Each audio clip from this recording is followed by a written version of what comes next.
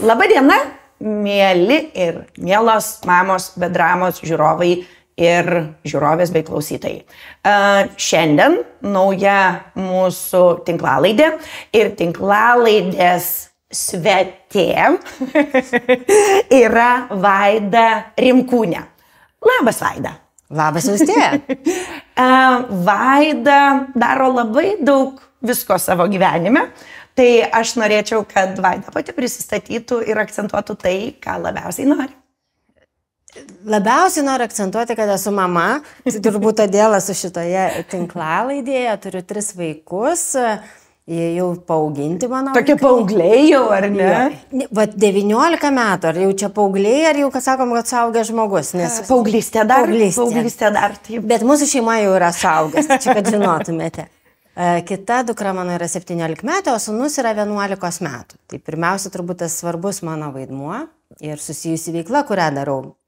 Šiaip pagal profesiją, kurią dirbu, esu HR-istė, personalo specialistė, tai daug dirbu su žmonėmis, apie žmonės, kaip jie elgiasi, kaip jie būna, kokie jie yra, kaip jiem padėti tobulėti, kaip jiem padėti save išreikšti ir atskleisti savo potencialą, kaip sakoma. Bet pastaruoju metu tai esu įsisukusi į tokios, mano galva, labai svarbios ir prasmingos konferencijos kūrimą, Atsakinga tėvystė vadinasi, kai laida bus rodoma, jau bus pasibaigusi, bet planuokime jau kitus metus iš anksto. Ir tai man duoda labai tokio didelio prasmės ir kai galvoju, kodėl ją darau, tai grįžtu prie minties, kad padėdami kitiem mes padedame savo. Tai augindami kitus, auginame ir save. Tėvystėje ir motinystėje. Tokios turbūt mano pačios svarbiausios veiklos, kuriomis aš dabar ir džiaugiuosi ir gyvenu. Mama tai turbūt bus visą laiką, o konferencija kažkada ir prasidės ir pasibaigs ir žiūrėsim, kur daugiau tie keliai nuves.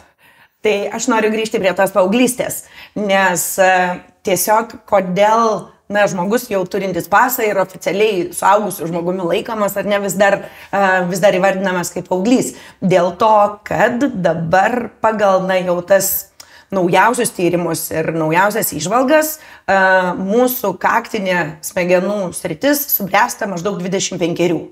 Ir dėl to yra sakoma, kad tik subrendęs žmogus yra jau suaugęs. Tai nors mes jau turime pasą ir jau mus legaliai traktuoja kaip suaugusi žmogų, ką mes irgi, aš pagalvojau, kad tada visi dar mūsų vaikai paaugliai, ar ne? Taip. Nors aš mėgstu sakyti, kad jau tik vienas vaikas dalikęs, visi kiti jau suaugę. Bet vis dėlto, iki 25, kol dar kaktinės smegenų sritis nėra subrendusi, dar nėra subrendęs žmogus. O jeigu nėra subrendęs, tai nėra iki galo suaugęs, ar ne? Tiesa. Mano dukra vyriausioji, ta, kuri jau suaugusi, ji žino šitą informaciją ir kartais, kai padaro kokią nors nesąmonę ir pati supranta, sako, mano dar nesubrendusios smegenys. Tai turbūt todėl. Labai geras toks pasiteisinimas abiem pusėm, ar ne? Mums kodėl kišamės į jų gyvenimą, jiem kodėl jie vis dar daro tų vaikiškų, tarkim, ką galėtumėm stereotipiškai vadinti klaidų. Tai kokiomis dramomis šiandien gyvenate? Dramų tokių, kurią sakyčiau, kad jau tokia drama, kad jau negaliu, tai turbūt jau nebegaliu įvardinti. Pirmiausia, todėl, kad, kaip aš sakau, ir jaunom mamom ir pati savo, kad it's not getting easier, we are getting better. Tai kai esi šiek tiek patyrusi mama, jau geriau tvarkaisi su dramomis gyvenime. Aš nežinau vis tiek kaip pačiai, bet man tikrai taip yra, kad ta drama, kuri turbūt man būtų įvykusi, kai aš esu jauna mama, būtų drama, dabar tai yra kažkaip. Čia galim nuraminti, kažkaip įspręsti. Turi dar mažus vaikus, ar ne? Tikrai taip. Rimsti su amžiumi. Tikrai. Bet kas mane inspiravo turbūt ir dalyvauti laidoje, tai ir pačios pasidalinimas apie nelygybę turbūt lyčių prasme, kaip mes auginame savo vaikus. kaip mes auginame mergaitės, kaip mes auginame berniukus, kadangi ir aš turiu ir berniuką, ir mergaičių, ir pati. Tai kažkaip norėjusi labai padiskutuoti apie tai, ir kaip reikia auginti mergaitės ir berniukus, ir kaip mes auginam, ir kas iš to, nes kaip personalo specialistė paskui stebiu, kokie žmonės ateina, su kokiais lūkesčiais, kaip jiems sekasi darbe, ir kartais tikrai galima atsekti, kad tai atsitiko ne šią akimirką, tai yra tai, su kuo žmonės gyveno. O matėte tuos moterų ir vyrų, tarkim, stereotipinius skirtumus, ir dėl to, kad jie buvo taip auginti ant rankose personalo. Iš tikrųjų labai matosi ir kartais taip tai yra keista, kad nelieka kito netgi atsakymo, kad turbūt tai yra todėl, kad jie taip auginti, nes kito atsakymo nėra. Pavyzdžiui, jau yra ir tyrimų padarytų pakankamai daug, bet aš irgi tą esu pastebėjus, kad moteris yra linkusios net nekandidatuoti, jeigu darbo pasiūlyme, prašyme netitinka visų punktų. Taip. Vieno netitinka, čia ne man, čia aš netinku. Kito tarpu vyrai pasižiūri, čia maždaug į tą pusę einu. Ir tokių kandidatų ir gauni, tai žiūri CV ir jūs čia nelabai derat net, ar ne? Arba, pavyzdžiui, esu turėjusi tokią moterį, kur reikėjo anglų kalbos ir sako, mano anglų kalba labai prasta. Ir aš sakau, pakalbėkim. Ji kalba puikiai, visiškai normaliai, B2, drąsiai. Aš ją tada labai drąsinu, sakau, jūs kalbate puikiai. Iš kur jūs ištraukėte, kad jūs... Ir jūsų darbe, jūs nesat anglų kalbos mokytoja, jūs nesat kažkokia aukšto lygio specialistė, kuri kalbės viešai anglų kalba konferencijos. Čia netoks jūsų darbas, jums svarbu susikalbėti, jūs kalbate puikiai. Arba atlygio prašymas. Jeigu moteris yra linkusios prašyti mažiau. Jeigu yra rėžis, kas dabar yra, tai jos į mažesnę pusę. Maždaug pradėsiu nuo to. Vyrai niekada taip nedaro. Vyrai sako ir pasidėrės. Bet dabar galvoju, turiu 2 dukras, kaip padaryti, kad jos taip nedarytų, ar ne? Taip. Šitie klausimai man irgi kilo auginant savo dukras. Ir dar vieną labai įdomų, kuris mane iš tikrųjų taip ir nuliūdino, ir sukrėtė, prisiminiau neseniai, gal prieš kokį pusmetį, Estijos žmogaus teisių centras pristatinėjo vietinių mokslininkų tyrimą, kuris tyrė vyrus ir moteris vadovės, kaip jie einasi karjerą. Ir mane labai tikrai sutrikdė vienas punktas, apie kurį jie pasakojo, kai vyrų vadovų klausė, kaip jūs pradėjot karjerą, kas atsitiko, kaip jį prasidėjo. Tai jie visi pasakoja, manim patikėjo, mane rekomendavo, man suteikė galimybę, mane pastūmė, padrąsino.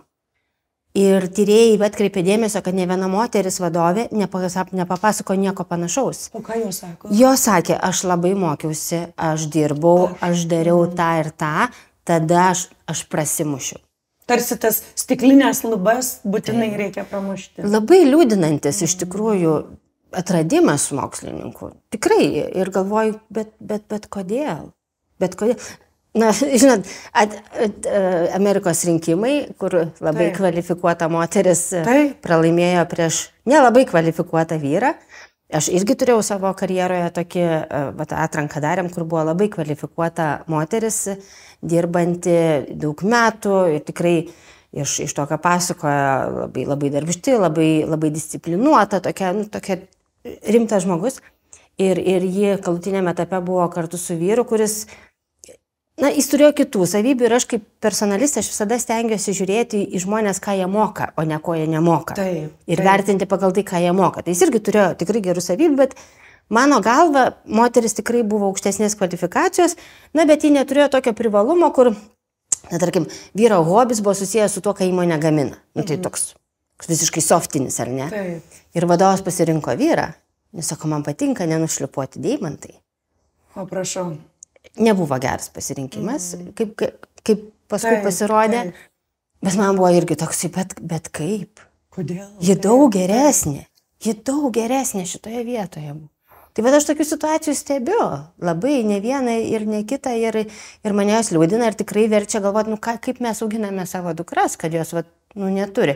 Arba tas pasidalinimas, kad kaip vadovas atsiveda dukrą į darbą ir sako, va, būsimoji administratorė, atsimeda sūnų ir sako, va, būsimasis vadovas. Taip. Man yra įstrigęs, va taip kaip tau gyvenime kažkas labai įstrigo, man yra įstrigęs vienas tyrimas atliktas Švedijoje. Kaip reaguoja darželio auklėtojos arba mokytojai, ar ne, auklėtojos pamatę vaiką ryte. Ir labai dažnai mergaitėm yra kaip tu atrodai. Tavo nauji bateliai, kas tave taip sušukavo, oi, kokia suknelė. Ir visa kita. O berniukam yra, šiandien tavo nuotaika puiki, ar ne? Šiandien tu drąsiai įžengei į klasę. Švedijoje, kur pedagogų rengimo centrai labai daug kalba apie tai, kaip mokytojams savo kalboje vengti stereotipų. Aš apie Lietuvą nekalbu, apie JAV nekalbu, ar ne, apie Lenkiją nekalbu, aš kalbu apie Švediją, valstybę, kuri jau yra gerokai pažengusi net visuose tuose reitingavimuose, ar ne, kai kalbame apie lyčių lygybę, apie sąmoningumą, kai kalbame apie stereotipus ir taip toliau ir panašiai. Net ten. Tai nesąmoningai. Ir kai mokytojai ir mokytojos pamatė video, nes tai buvo viskas įrašoma, jie patys sėdėjo, o ne, aš tikrai tai darau, ta prasme, kad tai yra tiek, embedded, ar ne, tiek giliai mūsų viduje, kad tai turi būti labai sąmoninga refleksija, bet natūralu, kad mes neturime laiko kiekvieną savo žodį reflektuoti ar apgalvoti prieš kažką pasakydami. Taip. Dėl to, vėlgi aš visai neseniai, man atrodo, netgi dalinausi socialiniuose tinkluose, kad dabartiniu tempu mažiausiai 150 metų reikia, kad mes pasiektume, bet čia jeigu negrįšime atgal.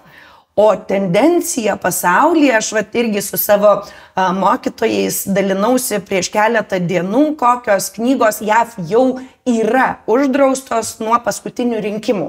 Tai pavyzdžiui, ar ne, Handmaid's Tale, Tarnaitės istorija, yra uždraustų knygų sąraše ir labai daug knygų susijusių su būtent, man net keista pasirodė dėl to, kad sufražičių judėjimas buvo stiprus JAV, ar ne, ir apie jį daug buvo kalbama, bet, ką daug istorijų parodo, kažką sukurti užtrunka, o kažką sugriauti yra labai trumpa. Tai mes, nes kai aš šneku su berniukų mamomis, kad ir kaip keista tai būtų, jos taip skaudžiai nereaguoja į šitą situaciją. Bet tą pačią akimirką, kai turi dukrą, pradeda pastebėti. Nes vien tik tai sūnus auginančios mamos visada sakys, žinoma, aš už lygybę, aš už tai, kad ir tikrai, darau viską, bet yra tas pats kaip su tom Švedijos mokytojom ir mokytojais. Tikrai taip. Kad realiai tu tą taip tikrai giluminiškai išgyveni ir supranti tik tada, kai turi dukras. Kai mūsų dukros augo, tai mūsų viena iš dukrų nėra ta tipinė, tarkim, mergaitė. Ji būdavo labai drąsi, ji visur eidavo, tarkim, restorane, mes sėdim Paryžiuje, reikia nueiti paprašyti ten šaukšto, būtent šaukšto toje situacijoje, ir jie atsisuka ir sako, kaip prancūziškai paprašyti šaukšto. Atsistoja, nueina, paprašo, ateina ir visa kita. Drąsiai ir lipdavo ant scenos ir visa kita. Ir aš mačiau, kaip tai keičiasi. Kai tai tiesiog keičiasi. Ir kai vaikas sako, bet čia aš nebenoriu. Bet aš mačiau, kiek kartų tai jai klasiai kažkas, tai kažkokie vos ne tėvai kitų vaikų. Nes kai berniukas yra drąsus, mergaitė yra nagla. Taip. Ar ne? Taip. Kai berniukas yra lyderis, tai mergaitė akis drasko.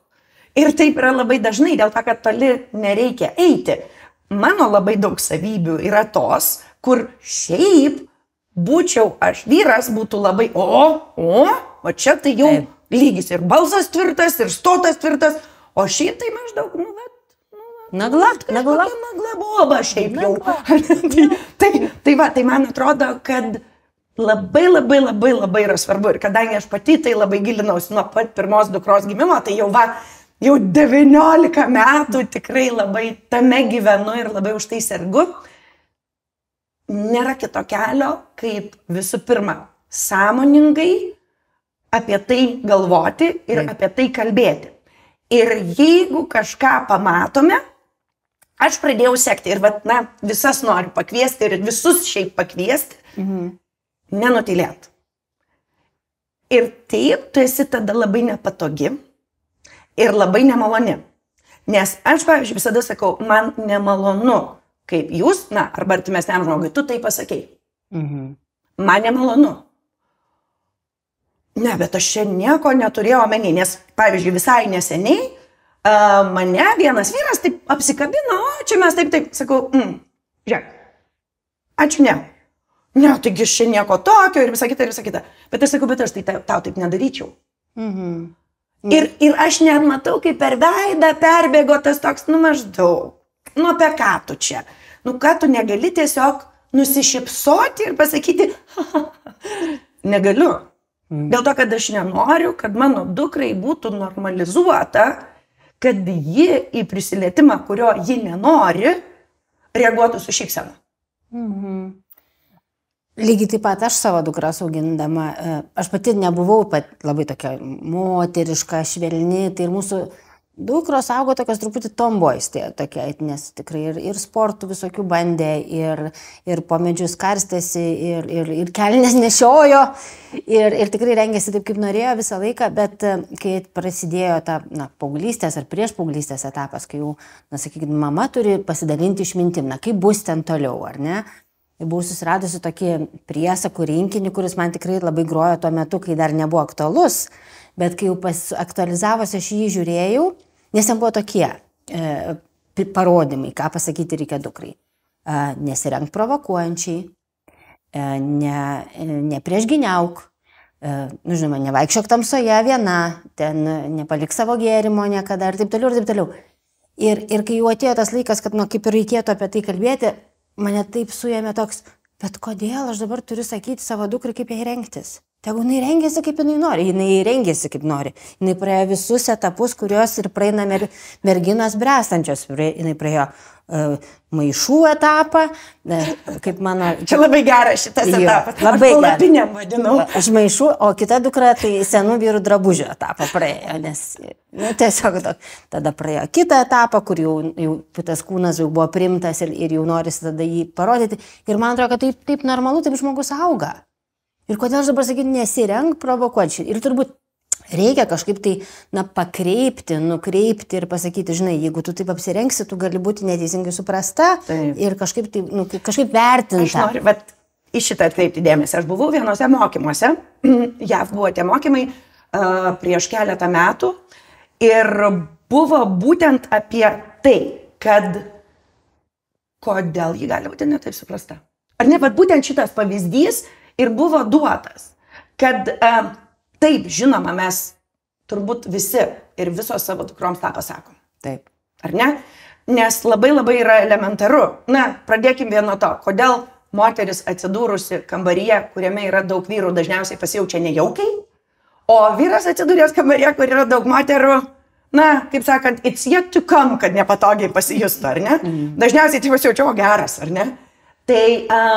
Tai kodėl taip yra? Kodėl moteris vakare eis ilgesniu keliu, bet labiau apšviestų, o vyras eis tiesiu keliu? Ar ne? Kodėl yra šitie dalykai? Dėl to, kad mes ir kalbame apie tai, ir kiti su mūsų vaiku apie tai kalba. Bet kalba ne dėl to, kad, nori stereotipus įtvirtinti, bet aš noriu, kad mano dukra saugiai pareitų namo. Taip. Ar ne? Aš sakau, tu žiūrėk, tu gal neik namo, jeigu nesat dviese, pasimk boltą. Taip. Ar ne? Taip. Ir nes aš nenoriu kažko įrodyti, bet vien tai, kad aš kaip mama nesijaučiu saugi, pasakydama savo vaikui, kad tu labai ramiai gali pareiti, tarkim, nuo katedros iki Antakalnio, jeigu tu nori pasivaikščioti, nėra normalu, kad aš negaliu to pasakyti, nes kai augo abu du berniukai prieš tai, Nebuvo temos. kažkaip nebuvo temos. Jeigu ten grįši po 10, tiesiog informuok, kad vėliau grįši ir kad nelauktume. Viskas. Tiesiog tas toks elementarus susitarimas, bet ne dėl to, kad aš fiziškai jaučiu nerimą vaiko saugumo. Taip. Ar ne? Taip. Tai ką reikia su vaiku daryti, pasakoti abi dvi istorijas.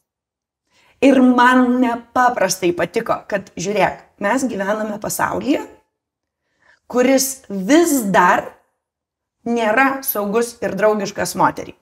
Vis dar, pavyzdžiui, Lietuvoje, kas trečia moteris patiria smurtą. Ar ne?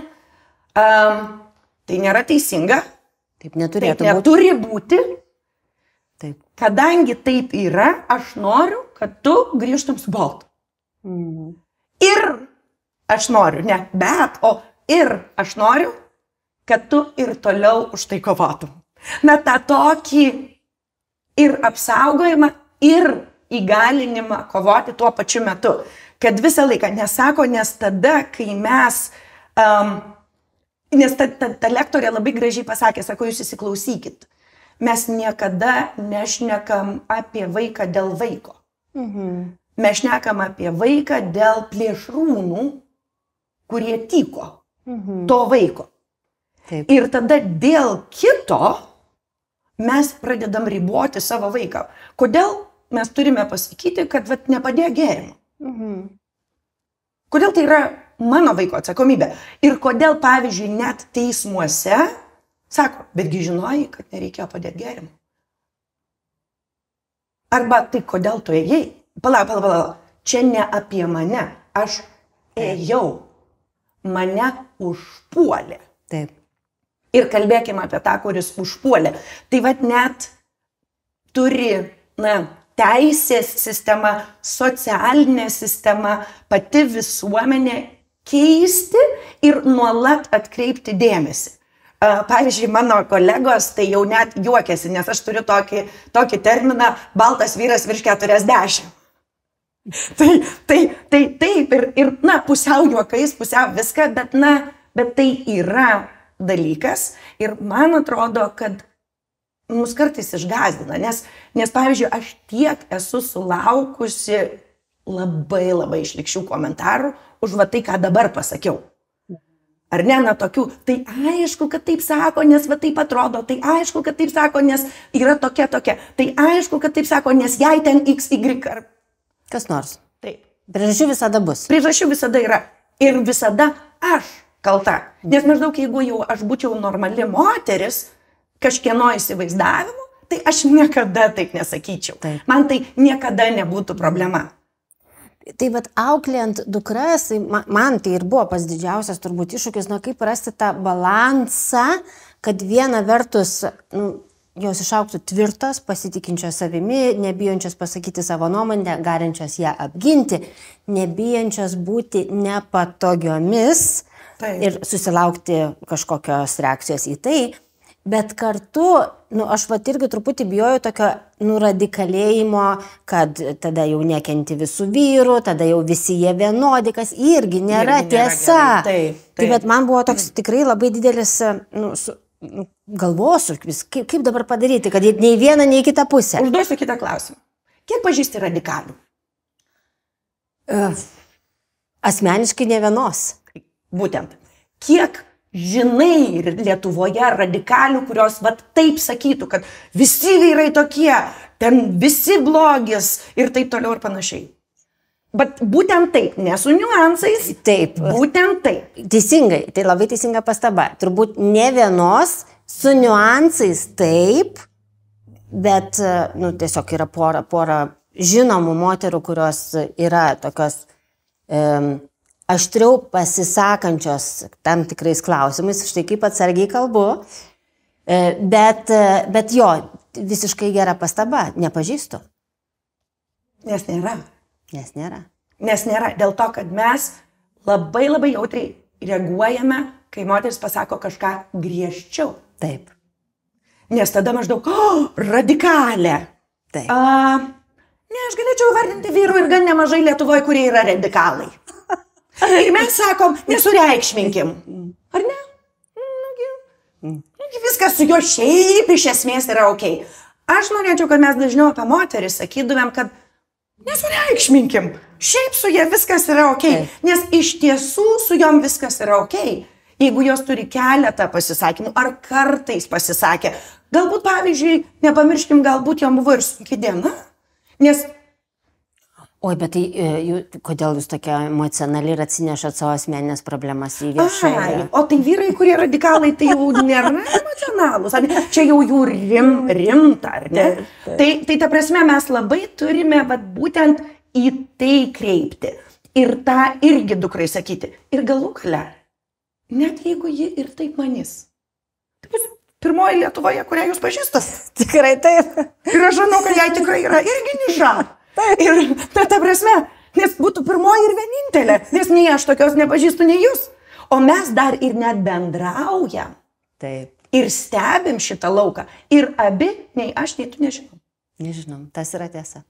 Bet dar grįžtant prie to auklėjimo, jeigu jau šnekam ten stereotipą ir taip toliau, man tikrai dar yra įstrigęs toks momentas apie tos socialinius vaidmenis, kurios vaidina moteris ir vyrai, ar ne?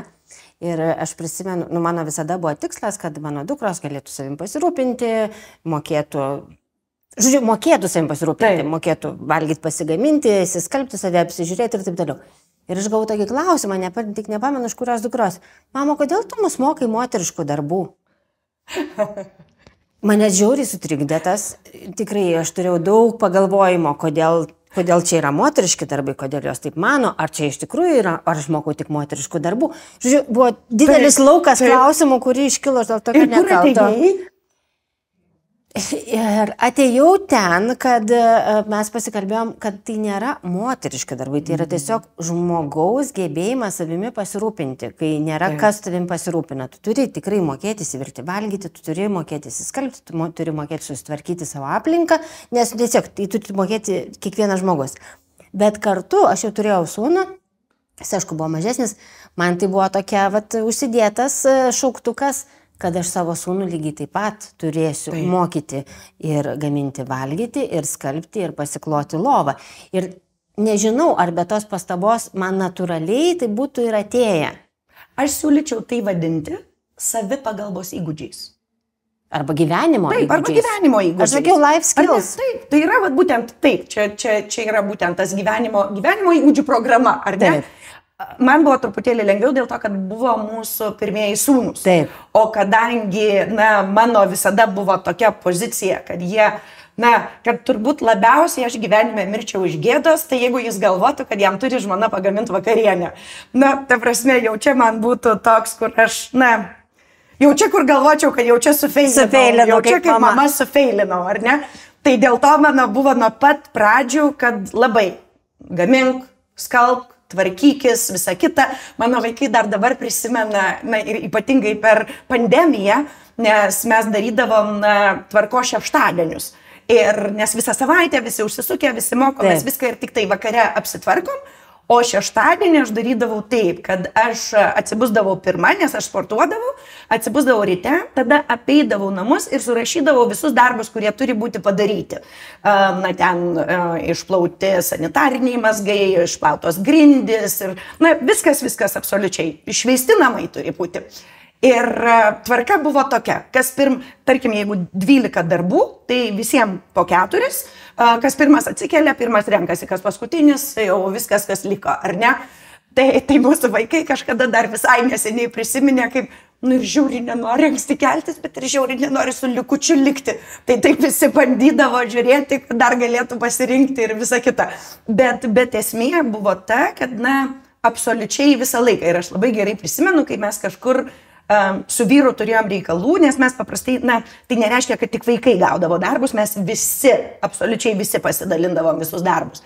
Ir tada kažkada mums reikėjo išvažiuoti ir sūnus sako, bet aš nežinau, kaip šveisti tualetą, nes tada dar ne pandemija, tada mažesni buvo.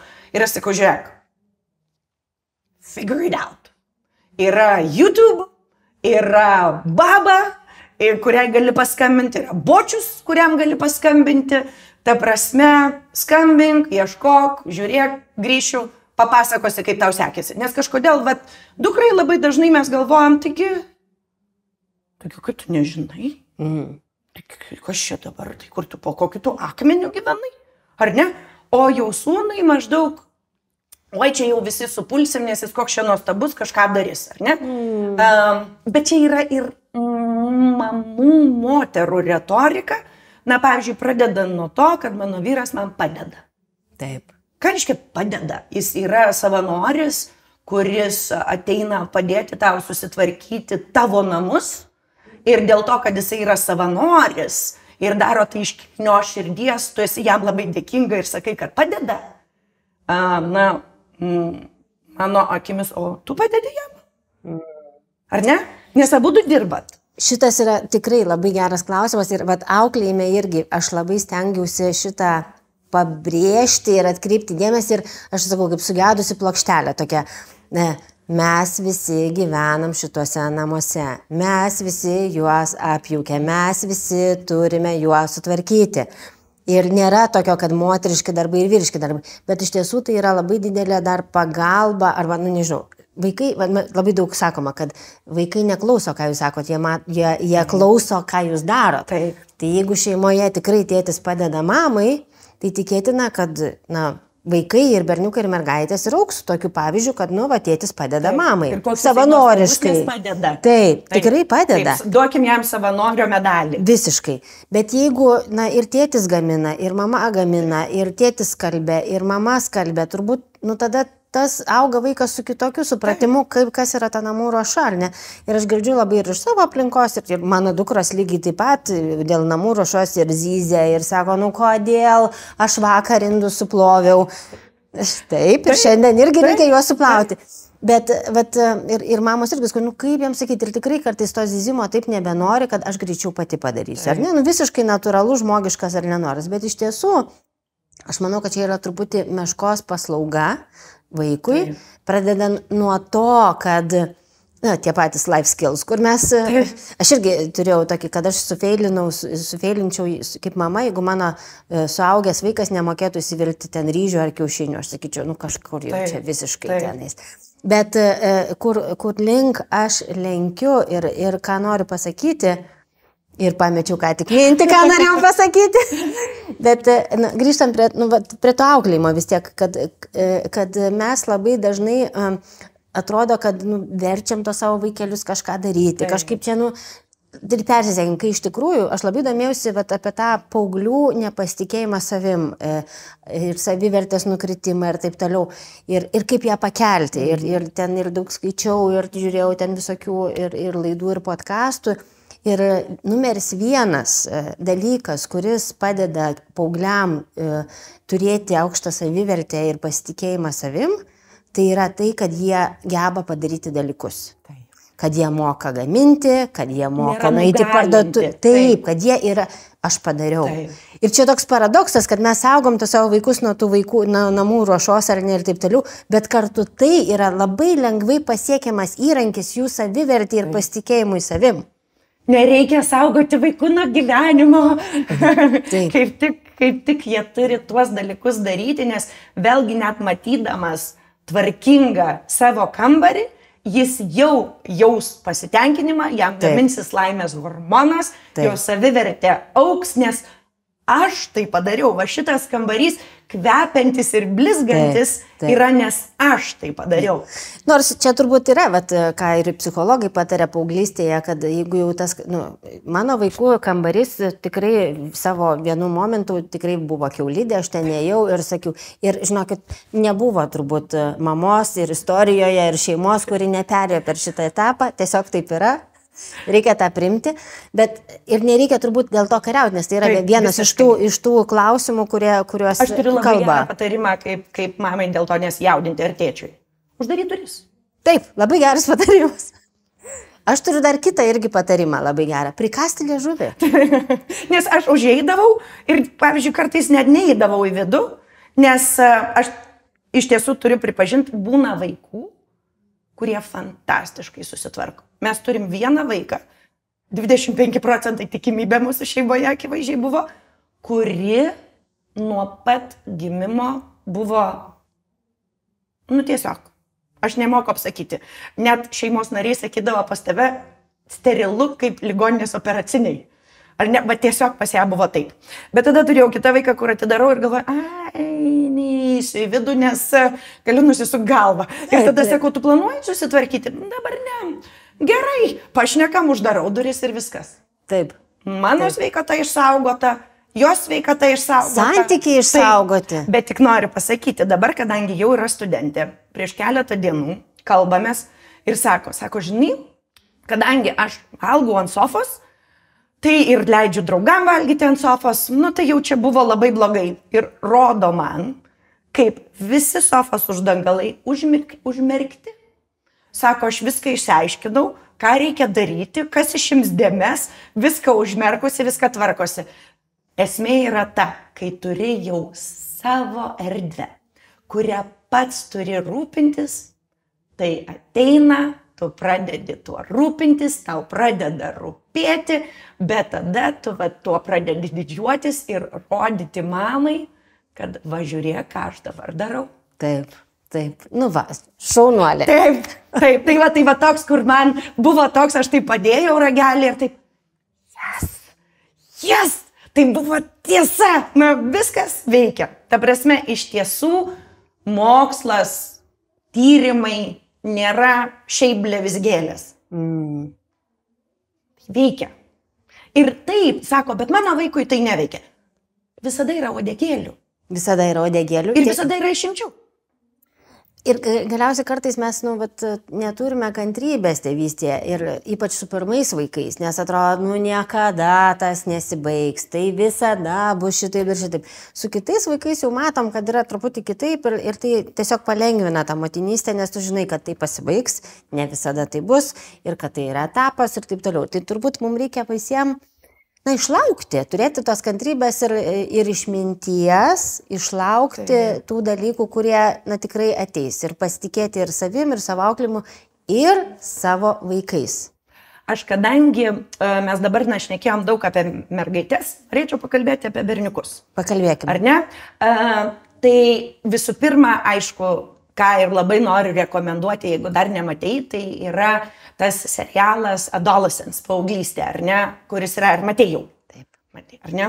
Tai tikrai labai labai rekomenduoju ir mokytojam, ir tėvam jį pažiūrėti, kokios grėsmės, nes mes labai daug kalbame apie tai, kokios grėsmės mergaitėms, ar ne, yra šiuolaikinėme pasaulyje.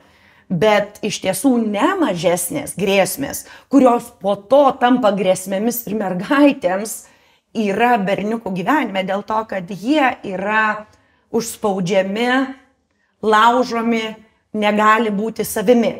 Ir turi sūnų, ar ne? Ir papasakok apie savo sūnų. Truputį dar nuo serialo, kad tikrai aš jį pažiūrėjau ne taip seniai, jis naujas. Tai daug minčių sukėlė ir man pačiai, ir refleksijų, ir apie tėvystę, ir apie sūnų auginimą, ir apie tai, ką mes darome, kodėl darome ir ko nedarome, ir ką turėtumėm daryti. Ir aišku, kai turi sūnų, tai labai jautru. Labai jautru ir labai toks grynas, toks jausmas ateina, kad žiūrėk, kaip čia dar reikia, dar apie šitą reikia pagalvoti. Mano sūnus turi nematomą negalią ir turi patiria mokymosi sunkumų ir turi gal ir elgesio kažkokių ten sunkumų, bet aš pagalvojau to serialo įkvėpta, nes dabar kaip čia papasakoti apie serialą, bet neįspoilinti, kad ten nėra tokia labai didelė paslaptis, ten atsitinka baisus įvykis, didelė tragedija, kad berniukas 13 metų nužudo mergaitę ir tada visą serialą, visas 4 serijas bandoma atsakyti, tiksliau, ieškoma atsakymo į klausimą, kodėl taip atsitiko, ar ne? Ir vienas iš tų atsakymų yra, kad mes norime iš berniukų padaryti, įsprausti juos į tam tikrus rėmus ir padaryti juos tam tikrus, išmokyti vyriškumo. čia jau nebepasakoju serialo ir grįžtu prie savęs, tai manau, kad kai aš po 2 dukrų, pas pačią atvirkščiai, pas mane po 2 dukrų, man tikrai buvo truputį šokas.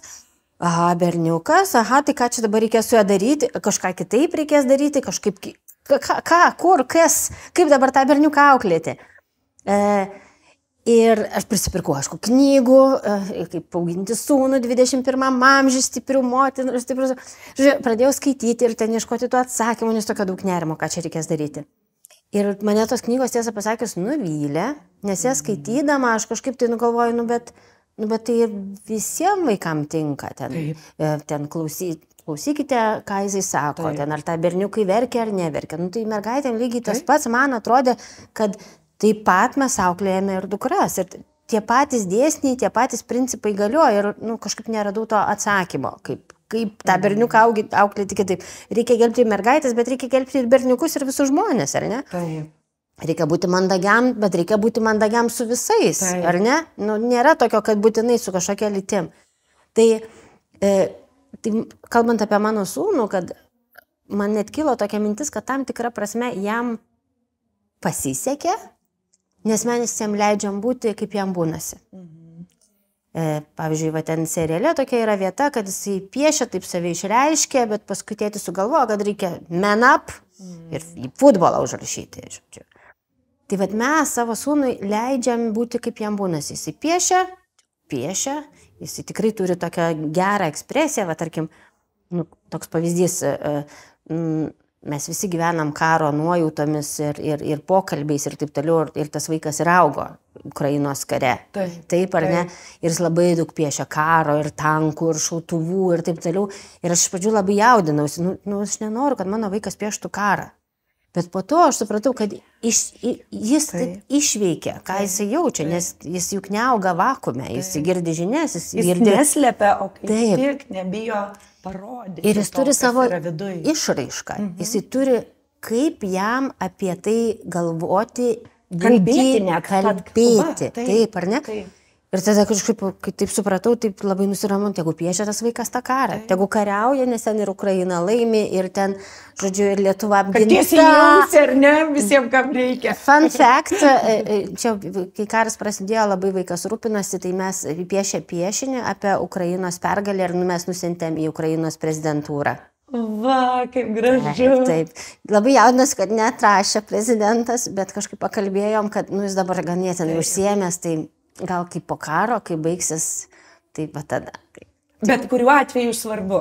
Bet kuriuo atveju svarbu, jis tavo palaikymą tikrai gavo, jis ten su pagalba parašė, kad pergalė, žodžiu, Ukrainos ten. Bet prie ko aš grįžtu prie to, kad mes jam leidžiam būti kaip būnas, mes nestengiam jo daryti vyriškesnio. Jisai auga su sesėm, tai, pavyzdžiui, kaip įsiruošti miestą, kas yra jo supratimu. Tai reiškia, reikia pasitepti kremu, reikia susišukuoti, reikia pasikvepinti, nes sesės yra vyresnės, ar ne? Tai, čia jo supratimu yra taip, kaip žmonės ruošiasi į miestą. Arba tenais, jeigu ten kokia sesė turi kažkokia, nežinau, ten karolius ar auskarus, tai gal ir man reikia. Ir čia aš tokia plėšoma su šiek tiek, kad viena vertus, bet gal čia ne berniukiška, ne vyriška, ten kažkaip tai, ten pamatus kokią gražią apyrankę, sako, aš noriu tokios apyrankės. Jinai tikrai tokia mergaitiška apyrankė, tokia labai blizganti, labai spalvota. Ir aš tada kaip man dabar ir leisti tam vaikui būti, kaip jam būnasi, bet kartu, kadangi jis ir šiaip patiria sunkumų, tai yra šiek tiek kitoks, tai yra ir patyčių klausimas ir taip toliau, tai aš nenoriu, kad iš jo dar labiau turėtų progą šaipytis kas nors ar sakyti, tu ten toks ir anoks. Tai aš tada pati pastebiu, kad aš pastiprinu tuos stereotipus ir sakau, žinok, čia gal mergaitės labiau nešioja ir taip. Ir aš girdžiu, ką aš sakau. Tavo problema. Taip, čia mano problema. Aš girdžiu, ką aš sakau pati. Norėdama taip stiprinti tą stereotipą. Bet kartu noriu pasakyti, mes vis tiek jam labai daug leidžiam būti. Būti, kaip jam būnasi. Ir nebandom iš jo kažko nulipdyti, ką šiaip mes, kaip visuomenė, mes tengiamės. Mes turim kažkokį įsivaizdavimą, kas yra vyriškumas, kas tai yra berniukai, ką jie turi daryti, kas paskui išeina į ką mes kalbėjom pokalbio pradžioje. kad vyrai yra drąsūs ir ryžtingi ir gerai nusiteikę, o moteris gražiai atrodo ir malonios. Ir malonios, ir gingdie, neišgūlios ir nedrasko akių, ar ne? Aš tiesiog į šitą istoriją tavo aš turėjau vieną mokinį prieš daug metų, dabar jau jis yra suaugęs vyras, kuris labai norėjo dėvėti princesių sukneles. Labai, jam buvo 4 metukai, suomis, ir labai norėjo, ir prisimenu, kai atėjo tėvai ir taip, jis vis prašo tų princesių suknelių. Ir aš sakau, kodėl jūs jam nenuperkat? Bet, sakau, čia yra Disnėjaus veikėjos. Jos jam patinka, jos yra pagrindinės herojės. Stereotipinės ir visa kita, bet, vaikui jos patinka. Sakau, nupirkit tą suknelę tam vaikui. Taip. Žodžiu, vieną dieną jisai pas mane ateina, ten jau su tam princesės suknelė, o laimingas, o jau patenkintas. Ir aišku, kai vaikam 4, jiem dzin. Visiškai. Dėl to, kad iš tiesų, kai vaikam yra 4, jie net nebūtinai yra susitapatinę su savo lytimi ir ne dėl to, kad jiem neaiškiai jų lytis, bet tiesiog jiem taip dar nesvarbu tada, ar ne? Žodžiu, ką noriu pasakyti, kad dabar jis yra, verslininkas, 3 vaikų tėtis, visa kita ir taip toliau ir panašiai. Ir viena suknelė karjeros nesugadina ir gyvenimo. Ir net jeigu jis nebūtų toks, jis turbūt būtų laimingas žmogus, su tvirta savivertė, nes niekada nebuvo slopinamas. Ar ne? Nes man kartais sako, tai su juo viskas gerai baigėsi, ta prasme gerai baigėsi. Ką tu turi omeny? Tai net tos geros pabaigos, jos tarsi pasako, kad tai, kad buvo su suknele, ar kad norėjo būti su suknele, buvo blogai. Bet iš tiesų, tai buvo tiesiog vaikas, kuriam patinka animacinio filmuko herojė ir jis nori pasidabinti jos rūbų, net nesuknele, ar ne? Tai čia per ką irgi berniukai turi pereiti, nes visiems to iš karto yra, o ne. Ir aš prisimenu pokalbį su sūnumis, kai vyko Me Too skandalas. Ir kur jie išsakė savo kaip jaunų vyrų poziciją. Sako, bet dabar man ir baisu. Nes sako, o jeigu manim nepatikėtų. Ir tada man jau kaip sūnų mamai irgi sukilo tas, taip, dukra, bet jeigu jis nebūtų tas plėšrūnas, bet jį bandytų taip parodyti, nes tikrai yra vienas danų nepaprastai geras filmas, man atrodo, tas Mikkelsenas jo pavardė to aktoriaus vadinasi Jakt, kas yra medžioklė. Labai irgi visiems rekomenduoju pažiūrėti, kaip mokytojas, dirbantis su ikimokyklinukais, yra apkaltinamas, kad jis yra, tas plėšrūnas, tas seksualinis plėšrūnas, ar ne, o jis nėra. Ir filmas, iš tiesų yra apie tai, nepaprastai rekomenduoju ir ugdymo specialistam, ir tėvam irgi pažiūrėti, kaip kartais gyvenimas susidėlioja ir taip. Tai ką norėčiau ir apibendrindama pasakyti, kad tai nėra, aišku. Tai yra nepaprastai daug atspalvių, labai daug siūlų, nepaprastai didelė raizgalynė, negerąja prasme raizgalynė tų siūlų, kur labai sunku matyti, tai kur pradžia ir kur pabaiga, ir ką vienaip pradėję turėsime pabaigoje, nes tas kelias labai vingiuotas. Bet pabaigti noriu vienu tokiu klausimu. Feminizmas. Ar ne? Irgi 2 dukros auga. Ką su jom kalbat apie feminizmą? Aš tai žiūriu į feminizmą taip, kad tai yra judėjimas, kuris leido moterim turėti tas pačias teisės, kurias turėjo ir vyrai. Tai bet aš taip kalbu su jomis, kad jūs neįsivaizduojat, bet mes prieš 100 metų nebalsavom, nevairavom, neturėjom nuosavybės. prieš 40 kai kur dalykų. Taip. Tai feminizmas man yra tai ir aš tokį kampą savo dukrom sakau. Nes dabargi socialiniuose tinkluose plinta tas aš ne feministė, aš galiu pagaminti valgyti, ar aš ne feministė, man patinka suknelės. Man kiekvieną kartą kraujas iš porų bėga vien išgirdu šitą dalyką. Ir aš manau, kad labai didelė dalimi mes ir ypač moteris, mamos, turime kalbėti su savo vaikais, nes būtent ta labai jaunos merginos, tas trendas yra jaunų merginų. Aš taip visas vertinu, dar turiu pamatyti, taip kalbančią virš 25. Visos tokios gan jaunutės. Ir aš su savo dukrom, tai sakau, žiūrėk, tau patinka rengtis kaip tu nori. Tau patinka studijuoti dabar universitete. Ką tu nori. Taip. Tau patinka tai, kad tu gali laikyti vairavimo teisės. Tau patinka tai, kad tu svarstai apie tai, kad tu norėsi turėti savo butą be vyro sutikimo parašo paskolai. JAV tai jau buvo tuo metu, kai aš buvau gimus. Suteikta galimybė moterims pasimti paskolą. Fantastika. Taip, be vyro parašo. Ir taip toliau ir panašiai. Ar ne, visus šituos pavyzdžius per tai, ar tu tai vertini, ar tau tai patinka.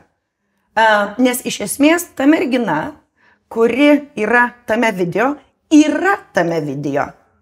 dėl feministių. Taip. Yra apsirengus tame video taip, kaip nori, nesvarbu, kaip jinai yra apsirengus, dėl feministių, sako tai, ką nori tame video, būtent net tai, kad aš ne feministė, dėl feministių. Taip. Ir taip toliau ir panašiai. Ta prasme, kad ji yra ten ir tuo ir taip, kas yra feministių dėka. Taip. Taip, kad pasakyk joms ačiū. Taip. Ar ne? Čia dar vienas pavyzdys, kiek daug melagienų skraido mūsų pasaulyje ir kaip svarbu atsirinkti teisingai. Jau nešnekant apie tai, kad kai mes augom, turbūt kai mūsų tėvai augo, buvo vienas įsivaizdavimas, kas yra gyvenimas, kaip žmonės gyvena gyvenimą. Taip. Ir dabar yra tiek daug versijų, kaip žmonės gali gyventi gyvenimą, o mes vis dar norime ir savo vaikus auginti ir patys konstruoti gyvenimą, kad tas yra tas vienas kelias. Taip. Nors jų yra daug. Begalybė šiaip. Šiandien ypač. Šiandien yra begalybė. Taip. Tai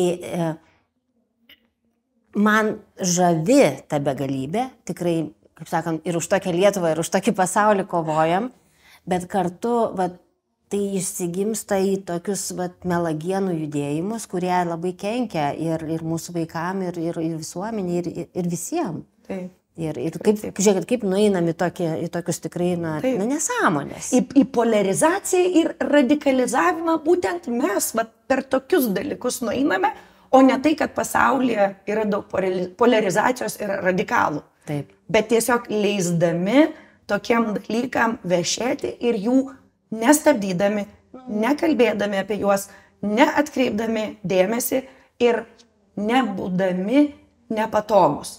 Ir man labai labai patiko viena citata, aš ir dalinausi, ir dukrom nusinčiau, ir visa kita. Nenutylėk dabar, kad po 100 metų kažkokia mergaitė neverktų dėl to, kad buvo prarastas balsas. Labai graži citata. Labai labai graži, man tokie net, tokie visi gūsbamsai, nes iš tiesų dabar tu turi balsą. Tai naudokis juo, kad po 100 metų mergaitė dėl to neverktų. Ta nata. Tai labai labai ačiū, kad atėjai ir manau dar galėtumėm iki Paryžių. Tikrai galėtumėm dar pakalbėti. Tikrai, tai paliksim kitam kartui, iki kitų kartų. Iki kitų kartų, ačiū.